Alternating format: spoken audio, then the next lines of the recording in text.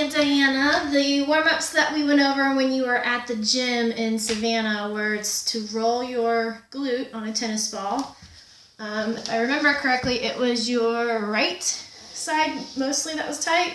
So you're going to set it underneath your butt, tilt to the side a little, and roll in and out. So roll from the butt crack out to the side of your hip. It's a little easier if you do it on carpet or something where the ball is not sliding on the floor. Let's see if this mat works. But like a hard gym floor. There we go. Whew, painful. So you can allow yourself to put as much pressure by letting go or holding yourself up more. Feet down or foot elevated, crossed over like this. And then you're just rolling in the middle to the outside, top to bottom. Maybe some circles, and warm up your glute. And then the next one was a kneeling pelvic tilt. And we were working on this one whenever you first did it, you were pushing this way. I want you to see if you can keep this in a line and tilt. So I'm taking my pubic bone and pulling up, tucking my tailbone under, and then doing the opposite. I'm arching my low back and pulling my tailbone up, tucking my pubic bone under. So right here on the outside of your hips, sometimes it helps if I hold thumbs right on my tailbone or my butt crack, and outside of the hands or the fingertips come around my hips to help me tilt. So it feels like you're tilting without changing this motion forward and backwards. Switching to the other leg in the front.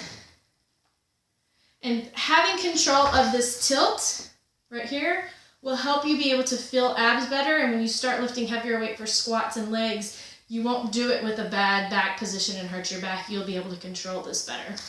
So, and then the next one was when your shins hurt or your ankles are tight and won't bend. Propping your foot back, and you're not going to rest on your toes that are bent. You're resting higher than your toes on kind of where like this part of your foot is. It's going to be the contact point. Tilt forward, square your hips up, and you don't want to be leaned like this with your chest forward. You want to be in a straight line from your ankle that you're standing on. Hips, shoulders. And as you pulse up and down, both knees are bending just slightly, but you're letting it bend right here as well. You should feel that front of the foot into the ankle. Up and down. You do the same thing on the other side. Prop it back, not on the toes bent, but farther forward than that. Come up and down. And then, what was your last one? Oh, the front wall squats, which we've been over. But just to get your hips nice and open, you had done here on the wall, nice and wide. And as you come down, you're working on not letting the butt come out or not letting this arch through your ribs right here. So you want to keep your ribs nice and tall, control, and drive up. That was your warm-ups.